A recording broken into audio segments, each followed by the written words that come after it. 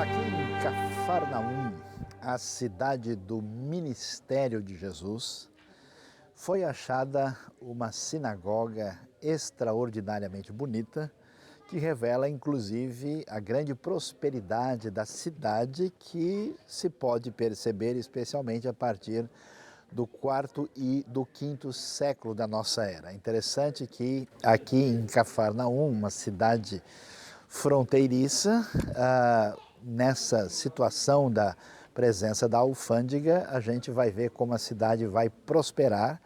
E abaixo da sinagoga que estamos contemplando aqui, ali ao fundo, nós vemos uma coluna com inscrições gregas que inclusive falam do patrocínio que existiu na construção da sinagoga numa época tão, vamos dizer, próspera.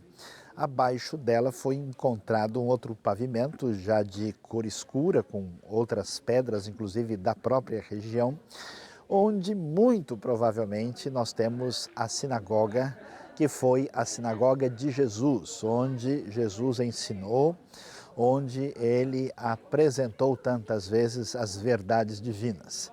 E o interessante, observando aqui o que nós vamos encontrar no texto de Lucas, capítulo 4, versículos 31, 32 em diante, inclusive na sequência nós temos o relato claro do que acontece quando Jesus expulsa um espírito mau, um demônio aqui na sinagoga. Aqui na região da Galileia, muitos gentios, pessoas envolvidas com um estilo de vida gentílico. Jesus vai mostrar o seu grande poder, portanto, trazendo libertação às pessoas que viviam dominadas por espíritos maus, e aqui nós vemos a chegada do reino de Deus, da luz que atinge os gentios e a todos, trazendo libertação e poder. Aqui em Cafarnaum, bem do lado do lugar da sinagoga, nós temos a continuação da cidade, e da cidade naquele lugar, inclusive mais abaixo, onde ficava a casa de Pedro. E você pode imaginar, um sábado, aqui todos reunidos na sinagoga, Jesus vem e ele vai falar na sinagoga de Cafarnaum, depois é convidado para ir para a casa de Pedro. É muito claro o cenário, dá para perceber o que acontece aqui. Mas olhando para essa realidade, o que é que a gente vai ver de tão especial quando a gente pensa no Jesus mestre, o Jesus que falava na sinagoga, Jesus que tantas vezes ensinou em Cafarnaum e fez a base do seu ministério? Primeiro, em termos de liderança, é interessante que Jesus tem o seu centro de referência. Ele está andando por toda parte, ele está falando à beira do lago o tempo todo, está indo em diversas cidades, vilarejos, anunciando o reino de Deus. Mas é muito valioso perceber a maneira como Jesus ensina. O texto de Lucas 4, 32 vai dizer que ele ensina com autoridade, expressão repetida também em Mateus, e vai mostrar o tipo de estilo de ensino de Jesus. Qual é o problema de tantos líderes que tentam fazer diferença no mundo?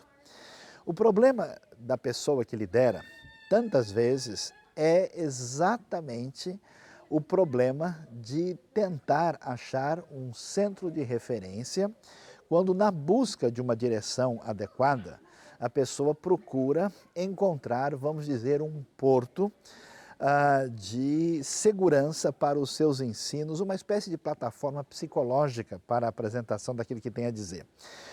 O grande problema dos líderes que querem ser dinâmicos é que eles ficam mudando o tempo todo. E quando alguém muda o tempo todo, isso gera o que a gente conhece como insegurança. É impressionante quantos líderes religiosos ou líderes da realidade da vida do cotidiano, do mundo corporativo, mostram uma espécie de atitude de falta de convicção daquilo que estão dizendo. Você já viu uma pessoa falando e dá a impressão que a pessoa decorou tudo e que aquilo sai da boca da pessoa, mas não sai da mente nem do coração?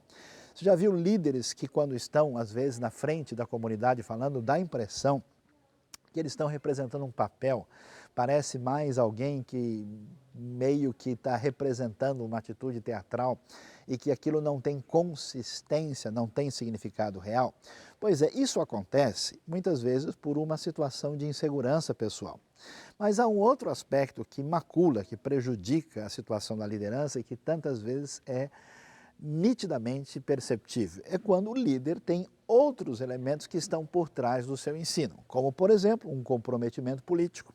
Qual era o problema da liderança religiosa nos dias de Jesus? Eles estavam interessados em manter o seu lugar, manter a sua posição de autoridade, então eles tinham feito o devido conchavo com as autoridades romanas para fazer aquele tipo de politicagem do tipo, olha, vocês não tiram a gente daqui e a gente vai fazer todo tipo de negociação para que vocês também possam manter a posição de poder aqui em Israel. Esse tipo de comprometimento político faz com que o ensino não tenha qualquer consistência. Há motivações econômicas, motivações pessoais, motivações de todo tipo, que faz com que a atitude de alguém na hora de ensinar seja totalmente prejudicada. Quem é que pode ser líder de verdade? É alguém que tem toda a liderança sobre o seu próprio coração, que mantém uma espécie de integridade psicológica, que tem direção, que tem projeto, que tem missão, que tem motivação correta, que sabe o que está fazendo. Portanto, essa pessoa fala com absoluta autoridade, uma capacidade de convencer com uma certa naturalidade, sem precisar, inclusive, forçar a barra. Por isso, o discurso de Jesus faz tanta diferença. Muita gente, às vezes, imagina que Jesus era procurado, e o Evangelho muitas vezes apresenta isso, apenas pelos benefícios que ele podia trazer. Jesus era, vamos dizer assim, a solução imediata. Tem alguém doente? Procura o Rabi de Nazaré, porque ele vai fazer diferença. O homem é bom, ele pode curar qualquer pessoa. Então, claro, todo mundo corria lá para conseguir, de fato, a cura, a libertação de um espírito mau, a solução de um problema aparentemente sem qualquer alternativa. Jesus chamava atenção, mas fica bem claro que não é apenas por isso. Jesus era fascinante nos seus discursos. Ele, como diz o texto, falava como ninguém. É interessante como o texto bíblico gosta de fazer esse contraste, essa distinção entre o que a gente chama do ensino de Jesus com o ensino dos escribas e fariseus. Eles podiam perceber com facilidade como é que era transmitir um discurso, trazer uma mensagem que fosse absolutamente maculada com essa atitude de algum tipo de comprometimento. É aquela mensagem que a gente aceita, vamos dizer, socialmente falando, que a gente faz parte do grupo que está ali, mas a gente sabe que no fundo não há nada a oferecer. Enquanto Jesus, não. Jesus era alguém comprometido com a verdade, que tinha o foco no projeto do reino, que estava cumprindo a missão que o Pai havia entregue nas suas mãos, e Jesus então ensina com absoluta determinação, com autoridade. Não é somente o seu conteúdo, mas a sua maneira de ensinar que faz toda a diferença. É muito interessante ver hoje, quando a gente pretende exercer liderança, e a liderança passa pelo discurso. O líder não é uma pessoa inteligente, não é simplesmente uma pessoa que tem capacidade de raciocínio. O líder não é uma pessoa que tem bastante informação e muita coisa a dizer. Há pessoas muito informadas que são, como se diz, verdadeiras enciclopédias. Mas, na hora de transmitir a sua palavra, costumam afugentar os outros. Então, o ter capacidade intelectual e ter domínio em informação não garante liderança. O fato de alguém ter um coração sensível também não garante liderança. Liderança é a capacidade que nós temos de conduzir os outros numa direção clara e específica, de modo a transformar a vida da pessoa com um impacto tremendo. E por isso, as características que envolvem a liderança não estão apenas restritas a esse elemento, mas essa capacidade de fascinar, de cativar, de motivar as pessoas a mudarem o seu comportamento. E para fazer isso é necessário claramente saber como falar e não apenas o que falar. A diferença entre uma pessoa capaz e um líder é mais ou menos a diferença que existe entre alguém que apresenta os ingredientes que devem ser ingeridos e uma pessoa que sabe cozinhar. Uma coisa é você ter ali a coisa que você deve comer, os seus ingredientes, a salada, a comida. Outra coisa é algo bem temperado, bem feito, em que a pessoa tem a grande satisfação de ingerir. Jesus, quando fala, Jesus atinge, impacta, ele motiva as pessoas, porque alguém pode ouvir alguém, pode entender alguém, mas jamais aposta o seu coração para mudar a trajetória da sua vida. Mudar a trajetória somente com um discurso consistente, um discurso em sintonia com a vida, onde o coração e a mente são devidamente traduzidos pela palavra, uma palavra, como vai dizer Paulo, temperada com sal, uma palavra saborosa, uma palavra de impacto, uma palavra comprometida com a verdade, uma palavra que cativa, uma palavra cheia de autoridade. Qualquer líder, seja um líder no ambiente eclesiástico, no ambiente espiritual, no ambiente corporativo, em qualquer ambiente, qualquer situação, seja acadêmica, na vida comum, só vai fazer diferença se souber transmitir as suas ideias com determinação, com inteireza de coração e a semelhança de Jesus, com total autoridade.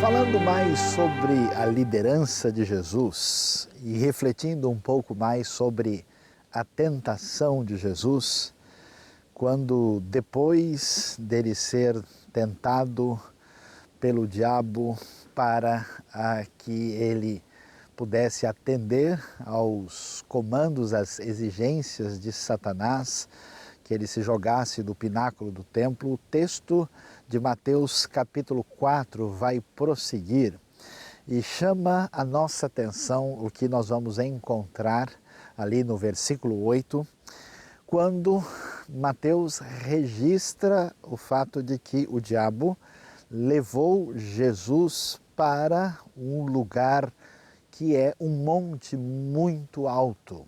Nós não temos como saber que monte é esse, e se pensarmos com mais atenção, deve ficar claro que as tentações que aparecem em Mateus capítulo 4 dificilmente devem ser imaginadas como uma realidade muito física e localizada, até porque seria muito estranho ver Satanás carregando Jesus no colo, levando-o para o alto da montanha e para uma montanha onde ele pudesse ver todos os reinos do mundo, e não existe uma montanha como essa em todo o planeta.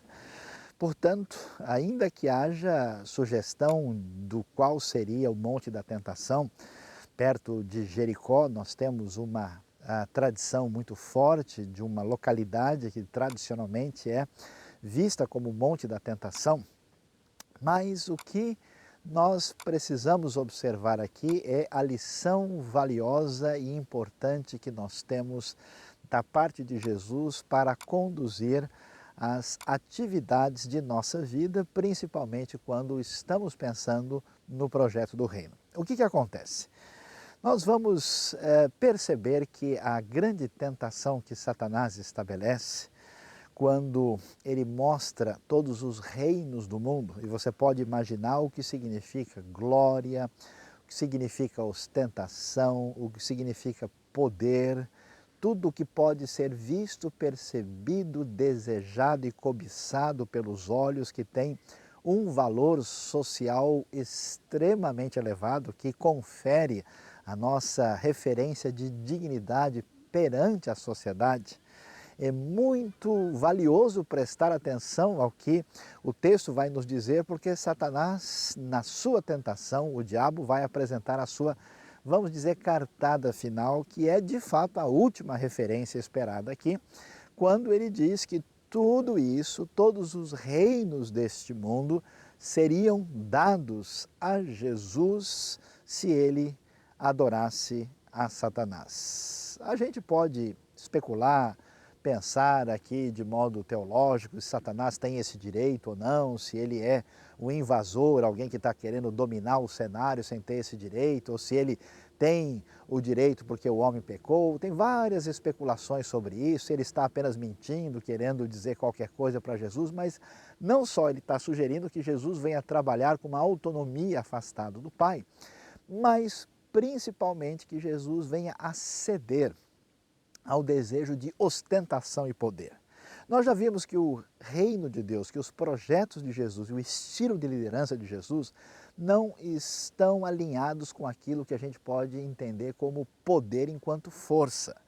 Mas poder é muito mais do que mera força e um exercer de uma autoridade de cima para baixo. A ideia de poder tem a ver com uma fascinação de estar em primeiro lugar, de estar acima de todos, de estar num posicionamento que no final das contas tem a ver com o pecado que a Bíblia chama de idolatria. Por que que alguém adora um ídolo? Um ídolo geralmente é um reflexo de si mesmo, é uma espécie de autoadoração. E nesse processo perverso, tantas vezes inconsciente, nós não sabemos o tamanho do perigo que reside dentro de nós mesmos. Por isso, pessoas de muita capacidade, de grande potencial de liderança, de alta performance, de excelente capacidade produtiva, tantas vezes acabam destruídas por causa do fascínio do poder. É impressionante como às vezes não precisa nem de meio reino desse mundo. Pouca coisa desnorteia, faz com que o indivíduo perca o caminho na sua vida. Por essa razão, tantos bons empresários, tantas pessoas que chegam no nível de estrelato, ou mesmo líderes religiosos de expressão, acabam com a sua vida fascinado por riquezas, por aquilo que podem fazer com as pessoas que estão à sua disposição, pela sua atitude equivocada no que diz respeito à sexualidade. É interessante como a promiscuidade, na verdade, está associada com uma falsa ilusão de poder. A pessoa imagina que saindo com tantos ou tantas, que isso significa que ele é grande coisa.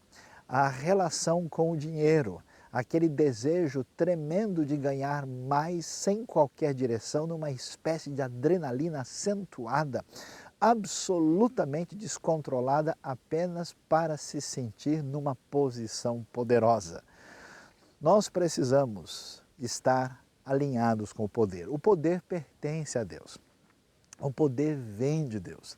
É tão importante e valioso que tenhamos pessoas que saibam lidar com o poder na política, que saibam lidar com o poder na esfera dos empreendimentos ligados ao mundo do business, que tenham condições de fazer diferença nas áreas de educação, de saúde, nos ambientes religiosos, mas se nós não recebermos esse treinamento, próprio Jesus passa pela tentação que tem um certo alinhamento com 1 João capítulo 2, versículos 15 e 16, quando se fala lá sobre aquilo que é o desejo forte, a cobiça dos olhos, a soberba da vida, a ostentação dos bens. Se esse elemento de poder tiver a licença de dominar a nossa vida e nós aí nos tornarmos reféns de todas as nossas fragilidades psicológicas, é interessante que, às vezes, a situação de muitas pessoas que galgam posição elevada na vida, certas pessoas têm, acompanhando a sua trajetória, momentos difíceis, frustrações, problemas pessoais, crises emocionais e outras dificuldades.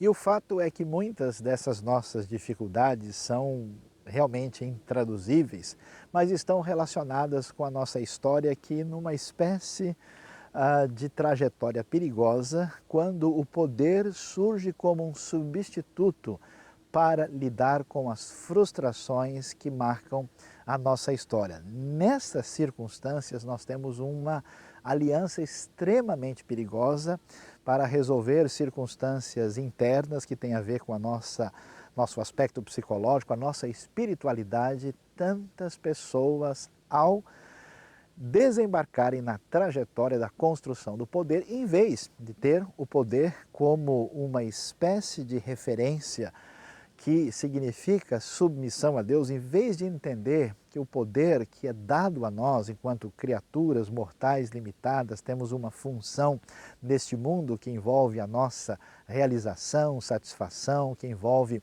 o bem-estar daqueles que estão conosco, especialmente daqueles que usufruem dos nossos dons, que nós estamos aqui na condição basicamente de uma espécie de mordomo do grande Senhor do universo. Interessante quando a Bíblia vai dizer para a gente que só o Senhor é Deus, quer dizer que ninguém mais pode ser divino, ninguém pode estar numa posição de senhorio. Essa domesticação desse poder perigoso é uma das considerações mais relevantes e necessárias para qualquer pessoa que venha pensar em exercer qualquer nível de liderança sem que ela tenha amadurecido psicologicamente, amadurecido espiritualmente e entenda de fato o seu papel. A crise séria do nosso mundo em nossos dias é a falta de líderes que tenham de fato condição de fazer do mundo um lugar melhor. O líder que é servo, o líder que se coloca nesta posição de servo, debaixo do poder de Deus, certamente fará toda a diferença.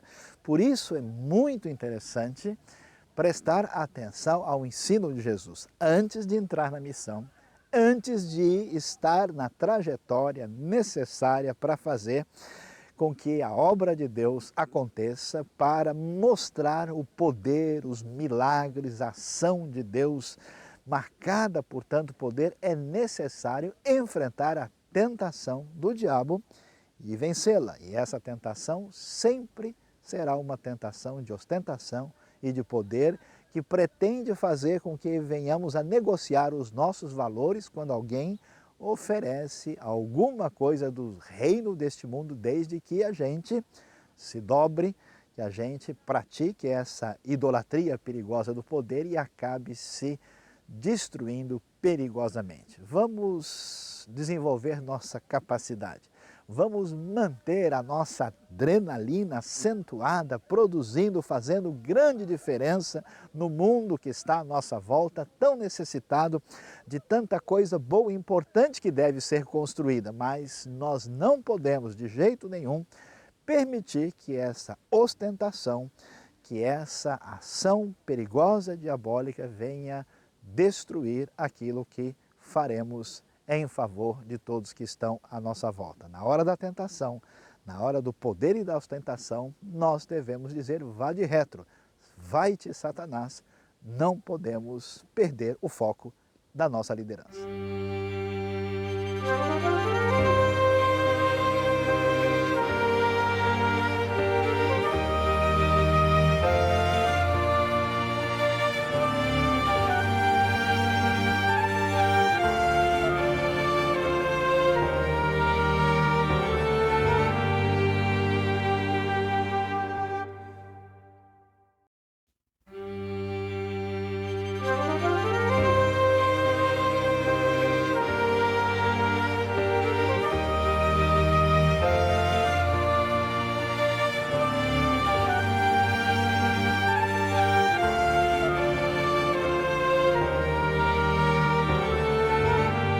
Estando aqui nas ruínas da época romana, que ficam aqui em Jerusalém, naquilo que são as ruínas do segundo templo, o chamado templo da época de Herodes, nós vamos encontrar uma escadaria onde estão logo atrás de nós aqui as chamadas portas de Hula. Segundo os estudiosos, acredita-se com bastante convicção e certeza que era exatamente aqui onde todo o povo entrava para chegar ao templo, trazer ali as suas ofertas, sacrifícios. Depois daquelas portas, a pessoa poderia chegar-se para exercer as suas obrigações religiosas conforme eram as exigências da lei. Então você pode imaginar um mundo marcado por uma expectativa efervescente de fé aqui em toda a Jerusalém. Aqueles peregrinos vinham de toda parte, e você pode imaginar judeus mais religiosos, gente talvez menos religiosa, mas que numa ocasião dessa estava por aqui. Homens, mulheres vinham aqui, chegavam, a cidade cheia de gente, todo tipo de gente. E nesse ambiente de tamanha efervescência religiosa, a gente fica imaginando como é que era o relacionamento nessa sociedade, nesse ambiente, de pessoas que eram totalmente diferentes. Como acontece hoje nesse ambiente multicultural tão marcado por diversidade que existe hoje em Israel e também aqui, especialmente na cidade de Jerusalém, na época de Jesus não era diferente. E essa diversidade é especialmente percebida quando nós lemos o texto de Lucas capítulo 7. E lemos lá a partir do verso 37, o texto nos diz que havia um fariseu, aquele homem religioso que queria observar a lei nos seus mínimos detalhes, e ele convida Jesus para uma refeição na sua casa. E seguramente os estudiosos debatem se Simão fez isso com sinceridade ou com más intenções, mas você pode imaginar toda a expectativa, porque Jesus é aquele rabino meio diferente que surgiu na Galileia e está chamando a atenção de todo mundo, e todo mundo quer saber o que esse homem está dizendo. Alguns estão falando que ele é o Messias, mas é estranho, o Messias galileu não faz muito sentido.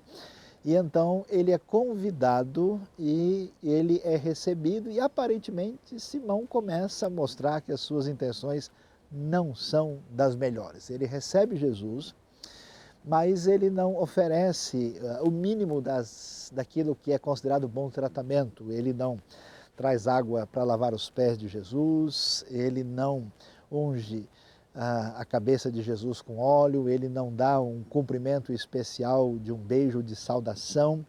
E então Jesus chega lá e vai se preparar para a refeição. Eu fico imaginando o cenário religioso de outros que chegam para ver o que vai acontecer, como é que vai ser esse debate teológico, religioso entre os dois. E eles então naquela mesa baixa sentam-se, ou melhor, inclinam-se ali para comer aquela refeição comum da época. E de repente o que acontece? Aparece uma mulher, seguramente uma mulher de vida reprovável, que vivia como meretriz, que trabalhava na prostituição e que numa dessas andanças de Jesus ouviu as suas palavras e foi atingida pelas palavras esperançosas desse Messias que trouxe de fato salvação. Aquela mulher é atingida por isso e ela, vamos dizer, perde toda a referência, a compostura que se esperaria, e ela invade aquele ambiente predominantemente masculino e religioso, chega, vai atrás de Jesus, derrama ali uma espécie de óleo perfumado, possivelmente algo que teria a ver com o seu antigo instrumento de trabalho.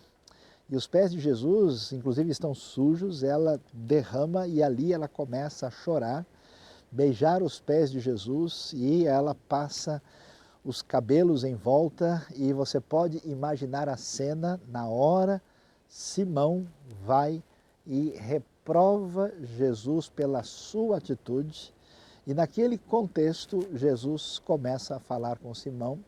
E é interessante o detalhe, especialmente quando se lê aí em torno do verso 43, 44, nós vamos ver que Jesus vai repreender a Simão, mas de uma maneira muito sutil, porque ele fala para Simão: Simão, olha, Havia um homem que devia muito e ele foi perdoado, né? Então, quem é que vai amar mais? A sequência do texto diz.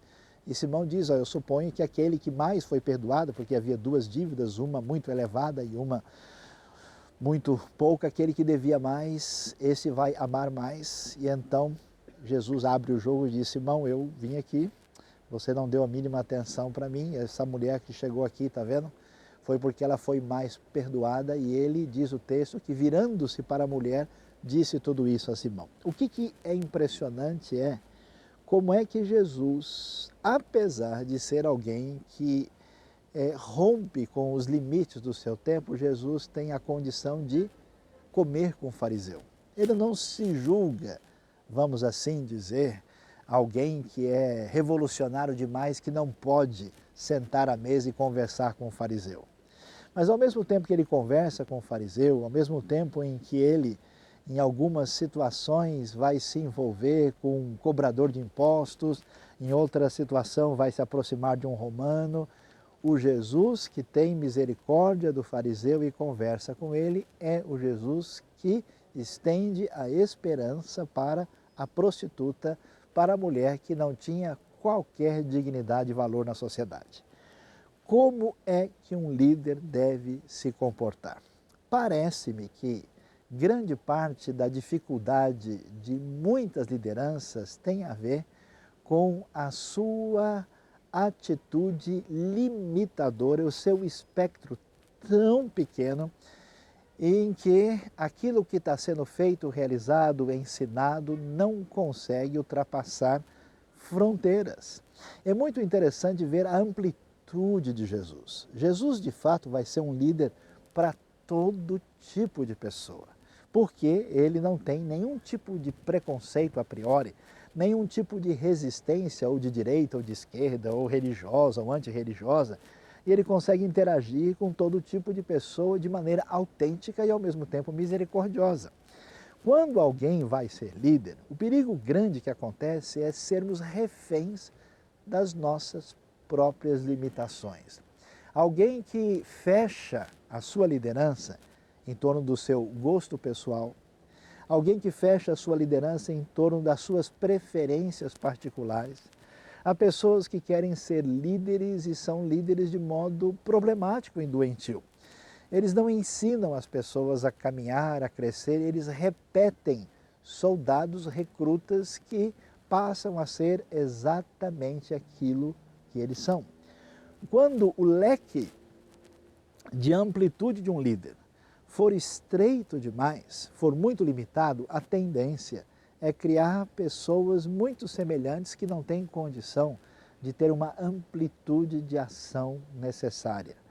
Quando nós interagimos com o mundo e queremos criar empresas, qualquer empreendimento, algum tipo de organização pedagógica, acadêmica, alguma ONG para o bem-estar da sociedade, se nós não tivermos coração para perceber as pessoas, amar as pessoas, perceber a sua diversidade, respeitar os seus costumes, os seus limites culturais, as suas perspectivas e conseguir criar um leque de interação com essa diversidade, seguramente nós não teremos liderança sábia.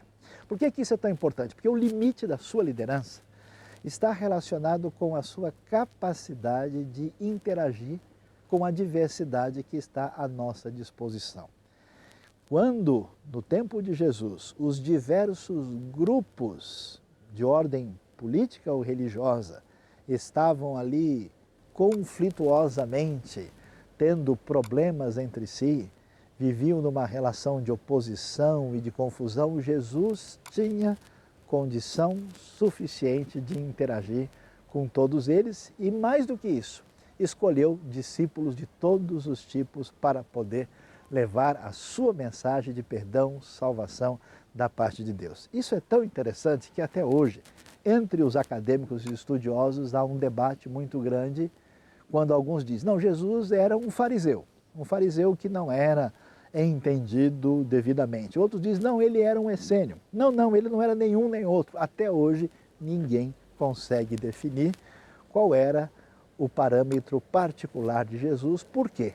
Jesus, o maior líder de todos os tempos, mostrando a sua amplitude de atuação na liderança, ele sim foi um líder para todos. Se você quer seguir uma liderança com foco amplo, que atinja, abençoe e faça sentido e mude a realidade no número cada vez maior de pessoas, é bom aprender com o maior líder da história humana, Jesus de Nazaré.